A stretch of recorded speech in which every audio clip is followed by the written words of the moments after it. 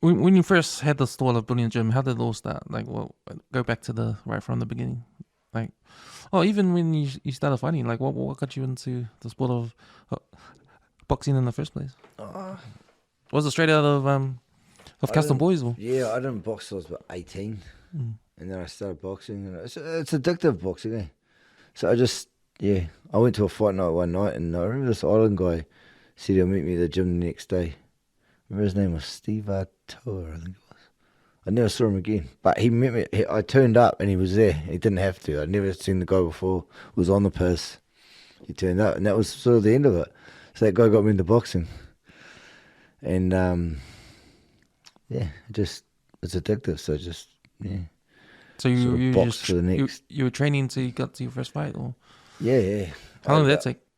4 or 5 months, 3 months, 4 months. I don't remember. Not Mm. long.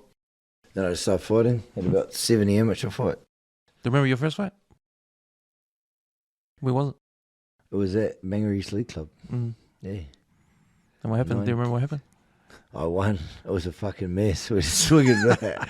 I remember we were swinging, but I still know the guy I fought actually. Oh yeah. He's a mate of mine. He owns a gym. Oh yeah, cool. Yeah, I do remember. It was a Black Power on it. I remember it was just fuck. It's crazy. Mm. But yeah, that's the buzz. Like you're like, wow, that was so cool. Yeah. So you just get hooked. And then after that, you just went back to the gym and next fight. Yeah, just keep fighting. Same thing. Never really had plans. Just kept fighting, and then you start winning some titles and Mm. progressed on. I think I retired when I was about 33. Oh, see, that's a pretty long career. Eh? Yeah, I fought for ages. Mm. Had close to probably 100 fights. Mm. Did you manage to get overseas? Yeah, I went overseas a little bit, but I didn't reach the heights these guys are going to reach.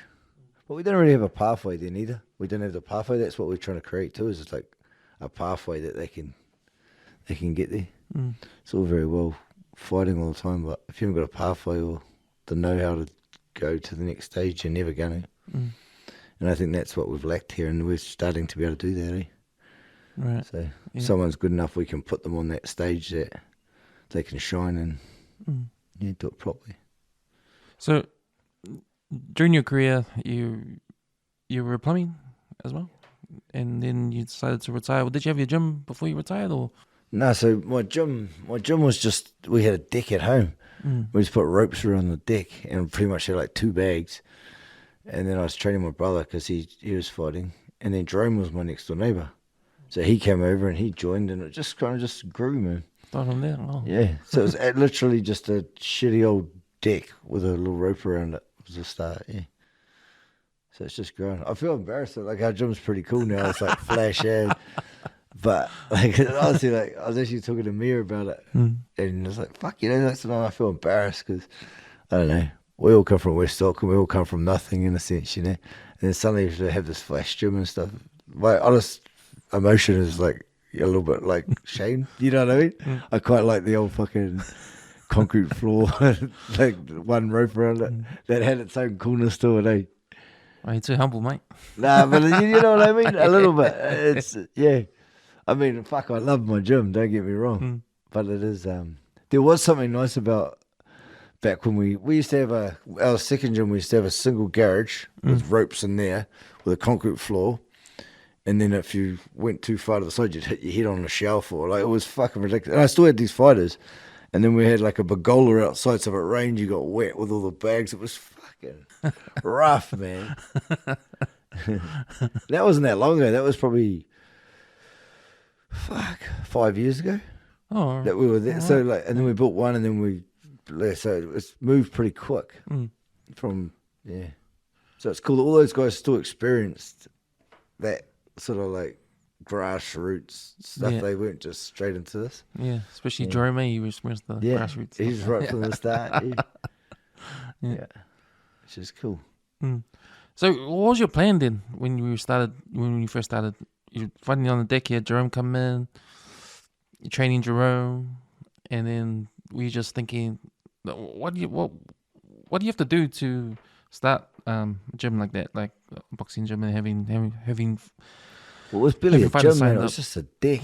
Yeah. And then I was just putting my brother in fights, and Jerome would start having some fights, and Oh, you just put them in yourself because that's when you started being a manager. Eh?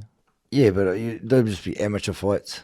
Right. And and it just, I don't know, just slowly grew. You have extra one would come, and I'd have 3, and then I'd have 4. Right. And I was drinking piss then. It was a mess. And then stopped that. I got a bit more serious. Jerome started getting good. Mm.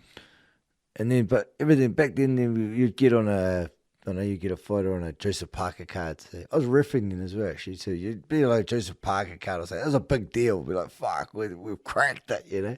But like, fuck. And now, like, I'm trying to get Kiki to fight Joseph Parker. But fuck you, Joseph. We're going to smash you.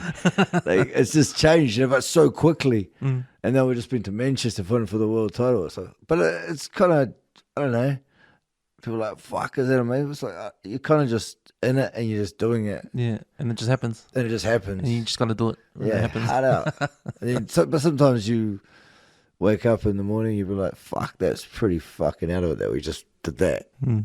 But yeah, you know, you're just rolling in this kind of thing. But it is funny how it evolves really quickly. Yeah. So I'm saying, like, what was such a big deal 3 or 4 years ago, now is, fuck, it's like just evolved to, you're going to the absolute top of some of the stuff. It's pretty cool. Yeah, especially with your gym, Peach Boxing, because when I first saw Jerome fight, and I saw Peach Boxing on his t-shirt, I was like, okay, Peach. Then I see another guy with Peach. Then I see Peach again. I say, oh, what is this Peach? Then I find out you're from West Auckland. Oh yeah, one of the brothers from West Auckland. You know, it's pretty cool. It's pretty cool. But I remember the progression of the name Peach Boxing and the fights you guys are having. You know, you've grown big time in the last 2 years, 3 years. So like, we got Mia. So Mia just won the world title. She's our first world title winner. I mean, that's cool. And she's just rough as guts, man. She's just from West Auckland. She's got 5 kids. Like, everyone, that's the cool thing, is there's no special treatment, or everyone's got their own story. Like, there's no flash cunts in my gym. I hate flash cunts. Yeah. Like, that's what I love about it. That's real. I mean, that's my thing with everyone, man. You got to be yourself. Don't fucking change for anyone. And that's West Auckland, man. We're not flash. Out. And like, everyone's their own personality, everyone's their own thing. And people, I'll be like, oh, do you reckon it's okay? You fuck, if that's you, be that, man. You know, don't listen to anyone else. You just be what you are. If you're doing an interview, fucking say what you say. If you're shy, be shy. If you're loud, be loud, you know? There's too much of this fucking, you should do this. You just fuck off. I think it's really cool when people can absolutely be themselves. Yeah. I got a guy at the moment, Zane, and he's so cool, man. Like, he'll turn up in his hippie clothes. I love it. He's got long dreads. Then I've got this little Afghanistan boy. He prays downstairs at my house. He's Muslim, hard out. Fucking puts his little hat on and does this, but kids are looking through the window. Dad, he's in there again. But it's so cool, confident enough to fucking do that, you know? Yeah. He's like 17, this kid, and he's doesn't give a shit. Oh, shucks. That's cool for me. Like, they don't feel like they have to fit into this.